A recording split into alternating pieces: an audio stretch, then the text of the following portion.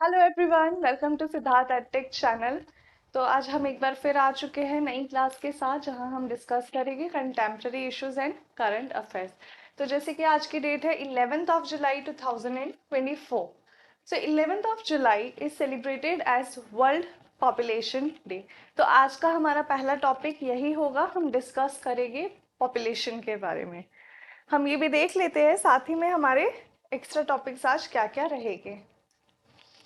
So we are going to discuss World Population Day, followed by highest civilian award, bilateral trade between India and Russia, privilege notice and ECOWAS. All right. So World Population Day. सभी ने ये चीज देखी थी कि पिछले साल 2023 में ऐसे काफ़ी सारे आर्टिकल्स आए थे और ये कहा गया था कि इंडिया की पॉपुलेशन जो है वो क्रॉस हो चुकी है, it has crossed China and has become the most populated country of the world. ठीक है, तो इसी के साथ हमें ये भी समझना है कि हम इतना पॉपुलेशन को क्यों स्टडी करते हैं डिटेल में, व्हाई इज़ इट नेसेसरी। सी, आप सब जानते हैं कि अर्थ पर लिमिटेड रिसोर्सेज है, ठीक है, जो संसाधन होते हैं वो लिमिटेड मात्रा में है। जैसे जैसे हमारी पॉपुलेशन इंक्रीज हो रही है, इट समवेयर मीन्स कि पर पर्सन अगर हम देखें तो जो रिसोर्सेज है वो सफिशिएंट नहीं है। ऐसे में ये होता है कि जब किसी भी चीज़ का अभाव होता है और लोग ज़्यादा होते हैं उसे कंज्यूम करने वाले, तो अक्सर सुपीरियोरिटी दिखाने की कोशिश की जाती है। अक्सर क्या किया जाता है, दे ट्राई देयर बेस्ट कि जो भी सर्वाइवल ऑफ द फिटेस्ट है, यानी कि जो इनमें से सबसे ज़्यादा चैलेंज कर पाएगा एक दूसरे को, वो जीत जाता है, रिसोर्सेज उसके हो जाते हैं।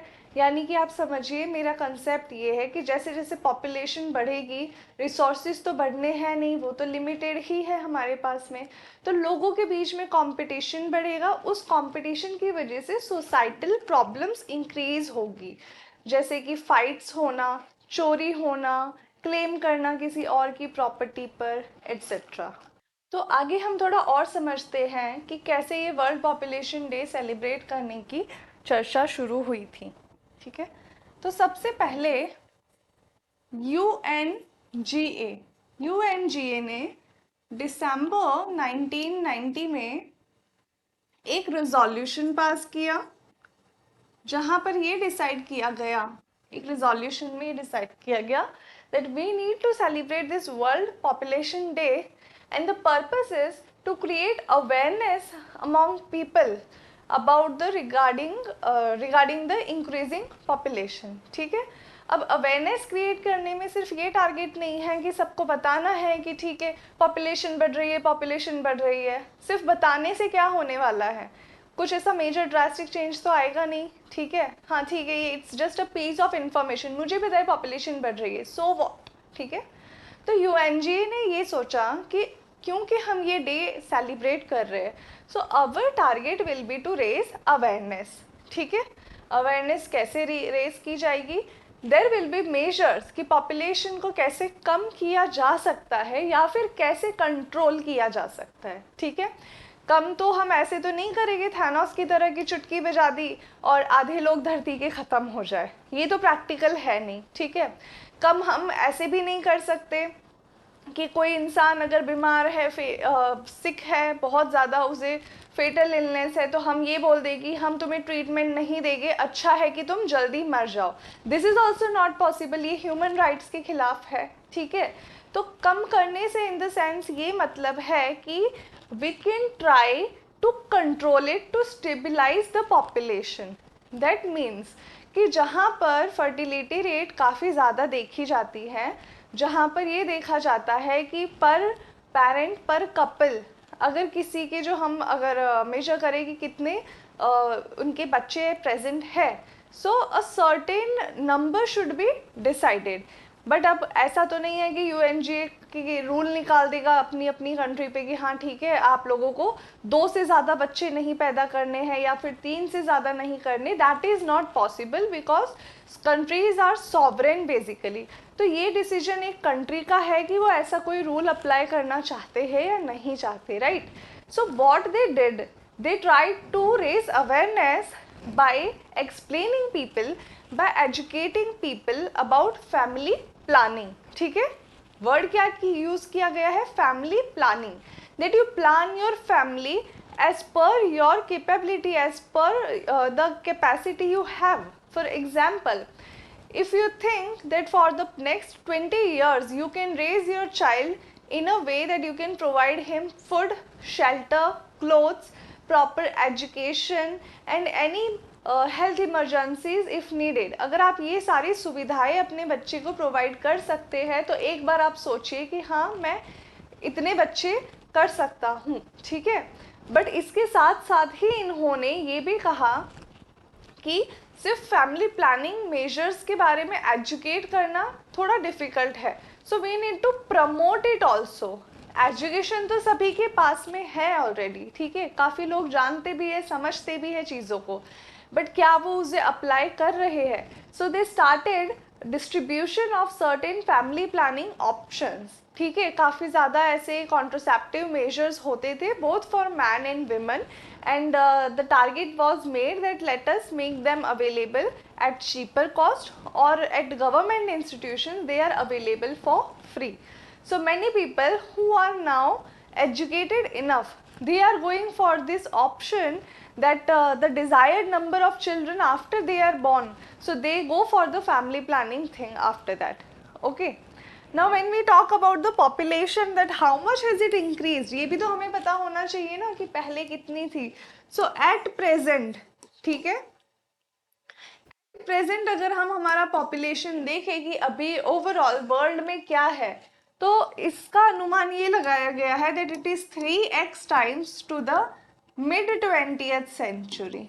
ठीक है, मिड 20th सेंचुरी की अगर हम बात करें तो हम ये बोलेंगे कि जो 1950 का जो समय था, ठीक है, 1950 के आसपास का जो समय था, अगर हम उसकी तुलना में देखें तो एट प्रेजेंट हमारी पॉपुलेशन क्या है, 3x टाइम्स है. 3x, एक बार इमेजिन करिए, 3 गुना ज़्यादा हो चुकी है पॉपुलेशन. इसके कारण क्या है, सबसे बड़ा जो एक कारण है वो है डेवलपमेंट. ठीक है, जैसे जैसे डेवलपमेंट होता है, डेवलपमेंट के साथ साथ क्या चीज़ देखने को मिली है कि पहले फिटैलिटी रेट जो होती थी, मोर्टेलिटी रेट काफ़ी ज़्यादा होती थी. ठीक है, क्योंकि हमारे पास टेक्निक्स नहीं थी, हमारे पास बीमारियों के बारे में हमें जानकारी नहीं होती थी, नाम भी नहीं डिसाइड हुए थे कि कौन सी बीमारी है.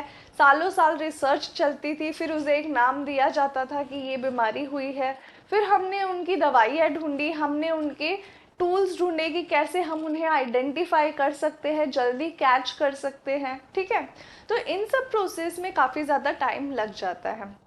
बट इवेंचुअली एट प्रेजेंट अगर हम देखें तो टर्मिनल इलनेस के अलावा ऐसी बहुत सारी बीमारियां हैं जिनसे बचा जा सकता है. For example, even cancers are now preventable, right? If you have this HPV vaccine, then cervical cancer could be prevented. Okay? So इस तरीके के मेजर्स है. सो दिस इनडायरेक्टली मीन्स कि जो डेथ रेट है वो कम हो चुकी है. ठीक है, सी, दो कंसेप्ट्स को आप अप्लाई करिए. पहली बात तो ये है कि अगर पॉपुलेशन बढ़ रही है, okay, if the population is increasing, तो इसके मैं दो मतलब निकाल सकती हूँ. पहला मतलब मैं ये निकालूंगी कि there is high birth rate.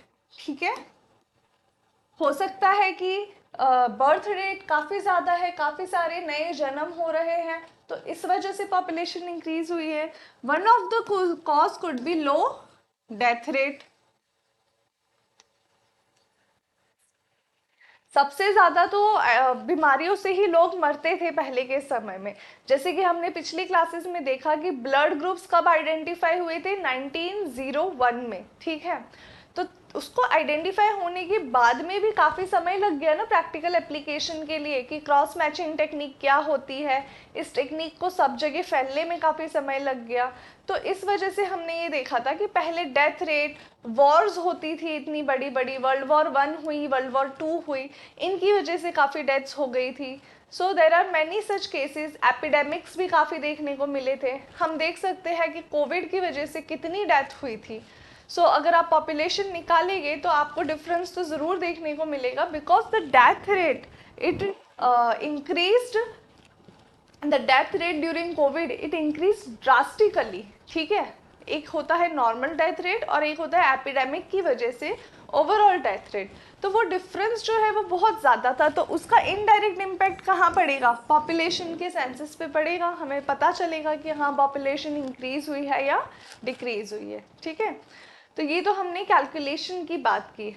Now as we know, India and China, they are the most populous countries. India has surpassed China and has become the most populated country. Perfect data जो क्या है वो तो हमें अब हमारा जो census होगा उसके बाद में ही पता चल पाएगा, ठीक है। आगे बढ़ते हैं। इसी के साथ में आपको भी ये सीख लेनी है कि क्योंकि वर्ल्ड पॉपुलेशन डे नाम की कोई चीज़ सेलिब्रेट भी होती है, so make sure you people will participate in the family planning and make wise decisions. All right, moving on further. Putin ने मोदी को रूस का सर्वोच्च नागरिक सम्मान दिया, ठीक है। क्या दिया है, सर्वोच्च नागरिक सम्मान। अब आपको जो समझने की बात है वो ये है, certain this type of questions are basically not asked in UPSC and RAS में भी उतना कभी ऐसा देखा नहीं गया है कि इस टाइप का कोई क्वेश्चन पूछा हो, क्योंकि हम सब जानते हैं कि ऐसी न्यूज़ जो है वो बहुत कॉमन हो जाती है, स्प्रेड हो जाती है, तो इतने बेसिक क्वेश्चंस जल्दी से नहीं आते।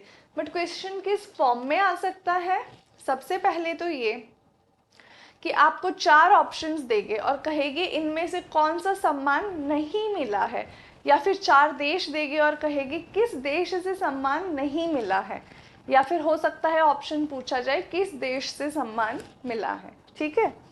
अब ये बात देखने लायक है कि ये जो सम्मान दिया गया है रूस में, रशिया में, ठीक है, इस अवार्ड का क्या नाम है, order of saint Andrew the apostle the first called, ठीक है। ये पूरा जो सेंटेंस है ये इस अवार्ड का नाम है, ठीक है। So this award has been presented to Prime Minister Narendra Modi in the recent India-Russia summit. Now, this award has been given for the past 300 years और पिछले 300 सालों में, ठीक है, ये सम्मान पहली बार किसी भारतीय को मिला है। He is the first Indian to be awarded, इसलिए ये स्पेशल बन जाता है क्वेश्चन। क्यों? He is the first Indian कि जिन्हें ये अवार्ड दिया गया है। So take a moment and feel the pride for the nation कि पहली बार किसी इंडियन को रशियन हाईएस्ट सिविलियन अवार्ड दिया गया है। You should be proud of that. Not considering, आप इसको ऐसा मत सोचिए कि मैं किस पार्टी से बिलोंग करता हूँ, मैं किस पार्टी को फेवर करता हूँ, but for a second think about the nation first and consider that yes, it is a very big honor for the nation. All right. इसके बारे में जो आपको और बात समझनी होगी वो ये है कि अवार्ड तो जो है उसका अनाउंसमेंट 2019 में हो चुका था, ठीक है।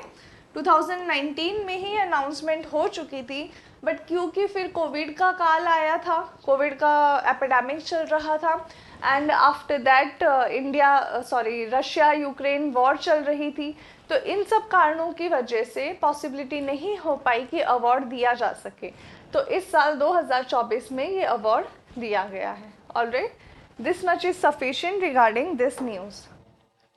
Here I have provided a complete list of awards that Mr. Prime Minister has been awarded with. ठीक है, जैसे कि आप देख सकते हो बहुत सारी कंट्रीज़ ने अवार्ड दिया है, Saudi Arabia, Afghanistan, Palestine, Maldives, UAE, Bahrain, US, Fiji. Okay, so all the names have been given. Now you will ask, do we have to remember all of them? See, it is your choice. If you want, you can. Okay. आप जब इसको एक साथ याद करने की कोशिश करते हो ना, if you try to cram it कि ये एक टेबल है, ये मुझे मेमोराइज करना है, then you will feel pressurised कि नहीं ये तो बहुत ज़्यादा डेटा है, ठीक है। बट जब हम one thing at a time चलते हैं, ठीक है, जैसे कि हमने आज देख लिया कि कौन सा मिला था, रशिया का मिला था, किन्होंने दिया है, कैसा अवार्ड है, ये बात आपके माइंड में फिट हो गई, राइट। इसी तरीके से ये अवार्ड्स भी इंडिविजुअली कभी ना कभी आए होंगे। तो आप one thing at a time लेके चलिए। मैं ये नहीं कह रही हूँ कि पूरा टेबल आप मेमोराइज कर लीजिए, but when you glance through ना, ये नोट डाउन करके ज़रूर लिख रखिए। पर जब आप रिवीजन कर रहे हो तो एक बार देख लीजिए कि okay this all countries they gave the awards, ठीक है। Now this is only a small list of awards जो मैंने आपको दिए हैं, वो पर्टिकुलर कंट्री के हाईएस्ट अवार्ड्स है, okay. Other than that, many organizations, many institutions have given award to Mr. Prime Minister. Okay, so Narendra Modi ji को इनके अलावा भी काफ़ी सारे अवार्ड्स मिल चुके हैं, ठीक है। वो सब हमें याद नहीं करने हैं, कुछ हम जो इम्पॉर्टेंट है वो याद कर सकते हैं, ठीक है। So moving on further, so prime minister ने पुतिन से ये बात इस मीटिंग में कही थी कि जितने भी ऐसे इंडियंस हैं जो अपनी मर्जी के अगेंस्ट रशियन आर्मी में हैं या फिर जिन्हें वापस लौटना है, तो आप उन लोगों को अलाउ करिए। And Putin has accepted this request and they have said that within a week all the formal procedures that have to be done, all the discharge papers and everything work will be done, and the Indians will be sent back to their homes. He has also offered that the martyrs of this, जो भी सैनिक गए थे और जो वहाँ पर war के दौरान शहीद हो चुके हैं, उनकी फैमिली को कंपेंसेशन भी दिया जाएगा। इसके अलावा भी काफ़ी सारी उन्होंने बातें की हैं, but those are not relevant, okay. ये चीज़ हमारे लिए कहाँ पर यूज़फुल रहेगी, आईआर में, just to cite an example. उससे ज़्यादा डिटेल में हमें इससे कुछ स्टडी नहीं करना, जो स्टडी करना है वो अब आएगा इसके बाद में, ठीक है। What is important for us, this deal, okay. So what does this say, that India and Russia to boost bilateral trade. What kind of trade it is, bilateral, यानी कि हमारी तरफ से भी है, तुम्हारी तरफ से भी है। It is between two countries, okay. And how much it is, $100 billion, a trade of $100 billion by the year 2030। ये भी स्पेसिफाई किया है, विच इज़ इम्पॉर्टेंट। ऐसा तो नहीं है कि एक ही बार में हो जाएगा। So it is by the year 2030 ये टारगेट उन्हें अचीव करना है।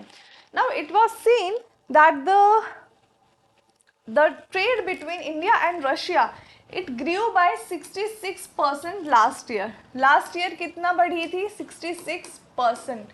And in the first quarter of 2024 के फर्स्ट क्वार्टर में ये ऑलरेडी 20% ग्रो कर चुकी हैं। कितना, 20%. So imagine if for one quarter it is 20%, then for the whole year, how much is it going to increase? All right.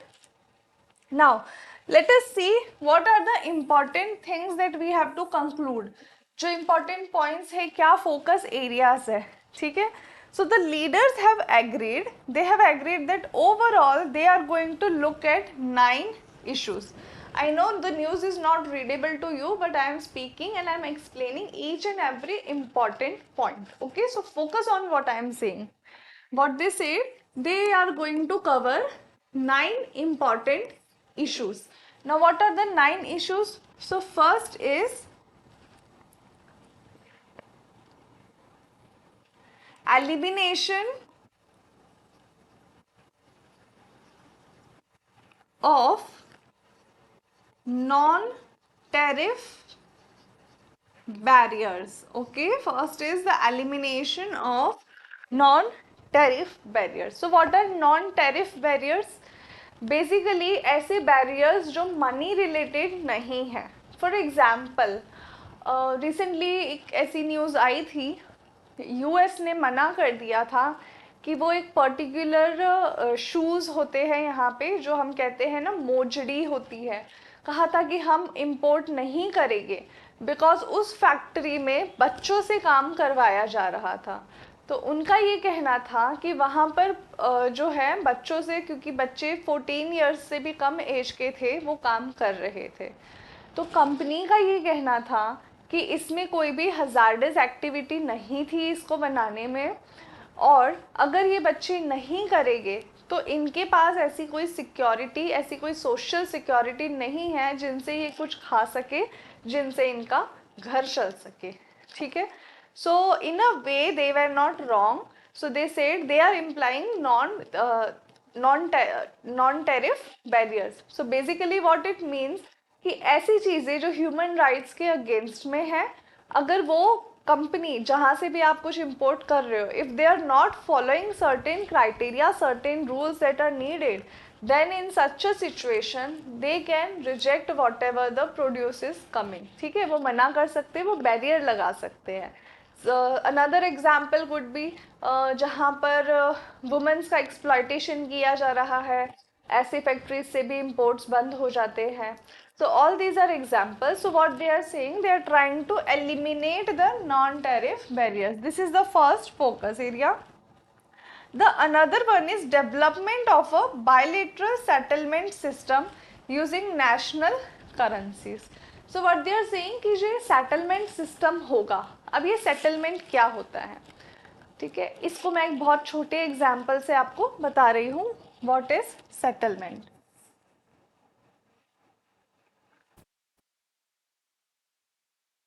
See, मैंने सामान खरीदा 100 रुपीज़ का, कितना खरीदा, 100 रुपीज़ का, ठीक है, मुझे आपको देने हैं 100 रुपीज़। मान लीजिए ये है कंट्री ए और यहाँ पर है कंट्री बी। अब कंट्री बी ने भी सामान खरीदा है, कितने का खरीदा है, 120 रुपीज़ का, ठीक है, कंट्री बी ने कितना खरीदा है, 120 रुपीज़ का। तो इसका अगर हम इम्प्लाई करें एक्चुअली में क्या होगा, दिस बेसिकली मीन्स कि बी को ए को कितना देना है, 20 रुपीज़ देना है। क्यों भाई, 100 तो ये ही देने वाले हैं और इन्हें 120 देना है, तो जो दोनों का डिफरेंस बचा वही तो देगी ना। ऐसा तो नहीं होगा कि पहले आप मेरे अकाउंट में डालो फिर मैं आपको रिटर्न करूं, ऐसा नहीं होता है, ठीक है। तो जो डिफरेंस रहा वो उन्हें देना है। अब ये जो सेटलमेंट है, ठीक है, बायलेटरल सेटलमेंट, ये कैसे होता है, तो ये जो है अर्लियर हम पहले क्या करते थे, जितने भी सेटलमेंट्स थे ना उनको हम करते थे डॉलर्स में, ठीक है, सेटलमेंट्स होते थे डॉलर में, because dollar is a currency जो आप कहीं पर भी यूज कर सकते हो, आप किसी भी कंट्री से ट्रेड करने के लिए डॉलर यूज कर सकते हो, ठीक है। But now what we have thought that whatever transactions we will do, whatever trades will be done, it will be done using national currency, ठीक है। This is going to increase the value of currency in international market, alright. So both of the countries, they will use their national currencies for trading. Then it is ironing out customs procedures, ठीक है। Customs procedures को क्या करना है, ironing out. Ironing out का ये मतलब है कि जितने भी अननेसेसरी बीच में प्रोसेसेस होते हैं, लेट अस एलिमिनेट देम, ठीक है, उनको स्किप करते हैं। So what they are going to do, it is going to speed in the process, ठीक है, जो स्पीड होती है, जो गति होती है किसी भी असाइनमेंट को पास करने में, वो इससे क्या होगी, तेज होगी। Other than that they have said that we are going to select new connectivity routes. Connectivity routes कौन से सिलेक्ट करने जा रहे हैं, चेन्नई व्लादिवोस्टॉक मैरीटाइम रूट, पहला कौन सा है, Chennai Vladivostok maritime route. The next is northern sea route and the third is international north south transport corridor. What is that, INSTC, ठीक है। Now with this I will give you the task of the day. आपको क्या करना है, ये तीनों corridors जो मैंने मेंशन किए हैं अभी अभी, आपको इनकी फोटोग्राफ्स देखनी है, आपको सर्च करने से ये सारी इन्फॉर्मेशन मिल जाएगी, and then you have to mark कि ये रूट कहाँ से कहाँ रहेगा, कौन सी कंट्रीज इसमें इन्वॉल्व है। मैं इसे यहाँ पर कवर इसलिए नहीं कर रही बिकॉज ये लास्ट ईयर के टॉपिक्स थे, ठीक है, तो हम इन्हें ऑलरेडी कर चुके हैं। Alright, so we will move further on this topic and this is your task. If any doubt you can post in the comments. I was actually glad that yesterday 2 of the students, they approached me and mentioned their doubts, and soon I am going to take a short class to solve their doubts also. Alright, so what was the next topic?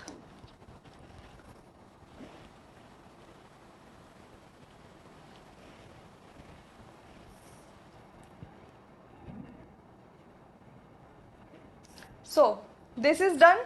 They said other than that, what they are going to do, they are going to do investments in the energy sector, including nuclear energy, infrastructure development and investment promotion as priority areas. ठीक है, इन सब जगह पर ये investment promotions करने वाले हैं.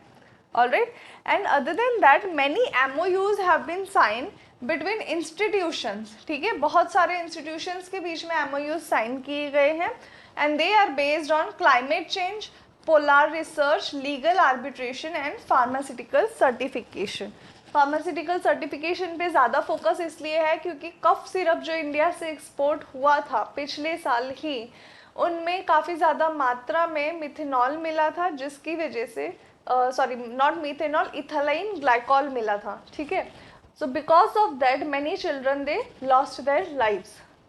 सो such pharmaceutical certifications are going to help कि एक्सपोर्ट्स को एक बूस्ट मिलेगा, that yes they are certified and they are good to use.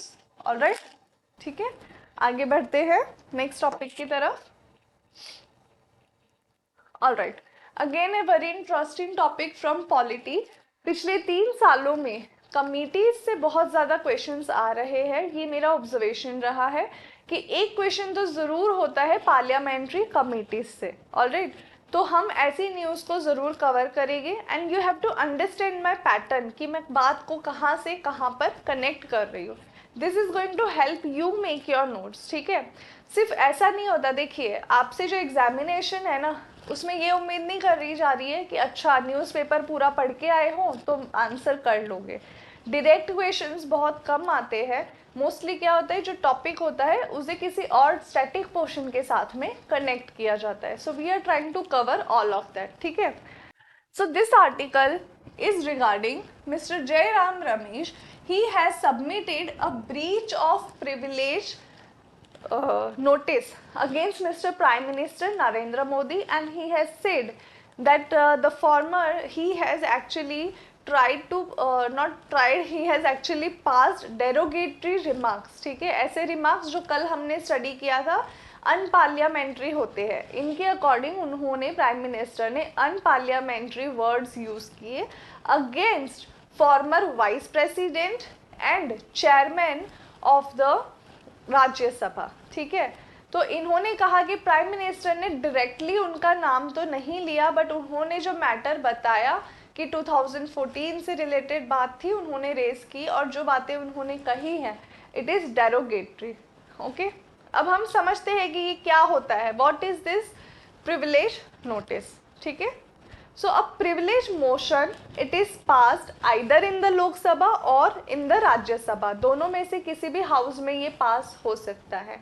ये मोशन क्या करता है, इट अलाउज द मेंबर्स. ठीक है, ये मेंबर्स को ये अलाउ करता है कि वो जो भी हमारे प्रिसाइडिंग ऑफिसर है उनकी नज़र में ये बात को लेकर आए कि कहीं ना कहीं पर ब्रीच ऑफ प्रिविलेजेस हो रहा है. ठीक है, ब्रीच ऑफ प्रिविलेजेस का मतलब है कि हर मेंबर को, हाउस के हर एक मेंबर को कुछ सर्टेन प्रिविलेजेस दिए जाते हैं, जैसे कि फ्रीडम ऑफ स्पीच होती है उनके पास में. So but the freedom of speech is also limited, कि अगर आप कुछ डेरोगेटरी कह रहे हैं so that is not allowed. Those words will be हमने देखा था expunged from the speech. Okay, and any action can be also taken against them. So usually ये मोशन कैसे पास किया जाता है, the member who is trying to raise this motion, he first takes the permission from either the speaker of Lok Sabha और chairman of Rajya Sabha. जहाँ से भी पास करवाना है वहाँ पे ये मोशन की परमिशन ली जाती है. Now there are two options to the presiding officer. Either he will himself, he will get involved and he will see whether the motion is valid or not. ठीक है, वो इस मोशन को accept करके या तो खुद उसका डिसीजन देंगे या फिर he will form a committee and ask the committee, he will pass the motion to the committee. ठीक है, कमिटी तो पहले से ही होती है, he will just forward it to the committee and then ask them to give a report. Okay, these are the two options that the presiding officer has. Let us see more things regarding this. What is a privilege committee? ठीक है, देखिए ऐसे ही धीरे धीरे करते करते सारी news से हमारा ऑलमोस्ट सारे टॉपिक्स कवर हो जाते हैं, ठीक है। कुछ कमिटीज़ हमने 3-4 दिन पहले ही पढ़ी थी क्लास में, आज हम इस कमेटी को पढ़ लेंगे। इसी तरीके से कहीं ना कहीं चर्चा में सारी कमिटीज़ कवर हो जाती है। पर जब आप बुक लेकर बैठते हो और ये सोचते हो कि अच्छा मुझे ये सारी कमिटीज़ बाय हार्ट करनी है, तो चीज़ों की क्या होती है, खिचड़ी बन जाती है। इसका कंटेंट इसमें जा रहा है, इसका कंटेंट इसमें जा रहा है, but try to remember this way, ठीक है। तो ये प्रिविलेज कमेटी कैसी होती है, it is a standing committee. Standing committee का मतलब मैंने आपको बताया था, दो होती है ना committees, one is standing, the another one is ad hoc. So what is privilege committee? It is a standing committee. That means it's permanent. Every year the members change, but the committee stays there. ठीक है. Ad hoc committees are created for special purposes. उनका एक target होता है, एक काम उनको दिया जाता है that this is what you have to do, this is what you have to study. Once they submit their report, the committee is dissolved. Okay. So this is a standing committee और उनका work क्या होता है, cases examine करते हैं जहां पर breach of privileges देखा गया है, ठीक है। And after examining they also give that particular recommendation that अच्छा ये किया जा सकता है, ठीक है। They also give the recommendation. Now see, Lok Sabha में जब ये कमेटी है तो उसके 15 मेंबर्स होते हैं, राज्यसभा में 10 होते हैं, ठीक है। इस तरह के क्वेश्चंस भी कई बार पूछे गए हैं। लोकसभा में कितने मेंबर्स है, 15, राज्यसभा में कितने हैं, 10, ठीक है। यहीं से task of the day second आ रहा है, tell me who is the chairman of the privilege committee, ठीक है। चेयरमैन कौन होता है ये मुझे कमेंट में बताइए।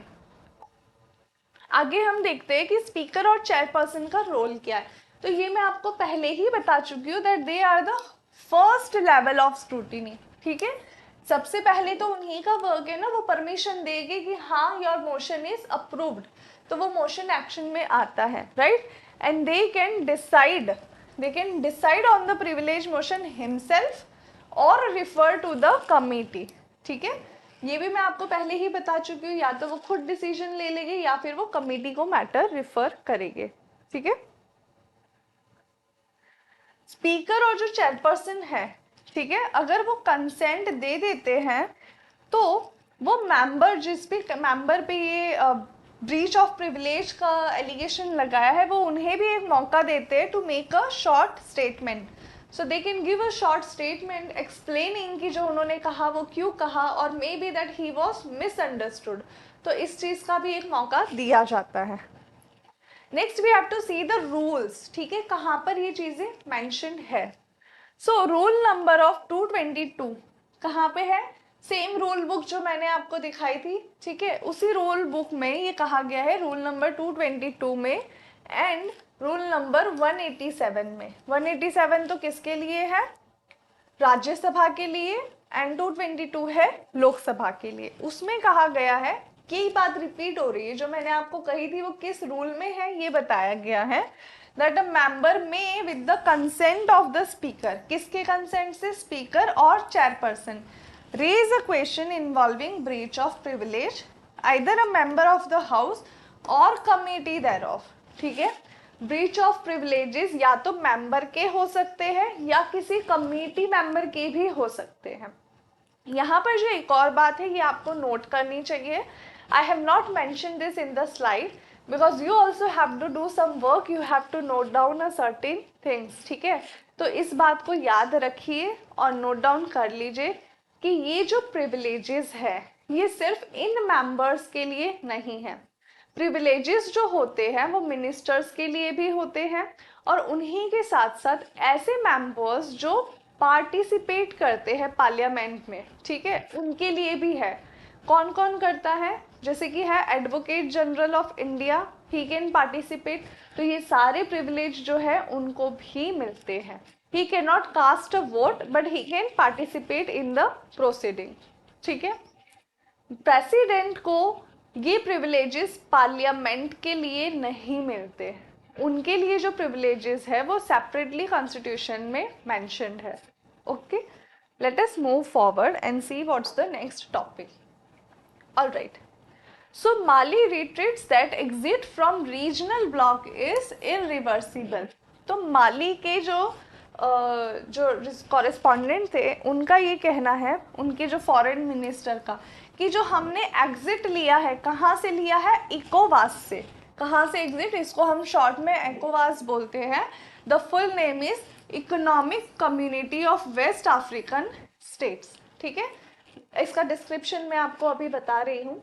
So what he has said that हम 3 कंट्रीज ने तो एग्जिट कर लिया है and we are not planning to come back because the members of ECOWAS they tried to approach them and ask them to come back. ये लोग छोड़ चुके थे इसको, इस ग्रुप को, but then they asked them to come back, but they have strict on this position. They are standing firm on their decision that no, they are not going to be a part again, but they also say that we are open to cooperation.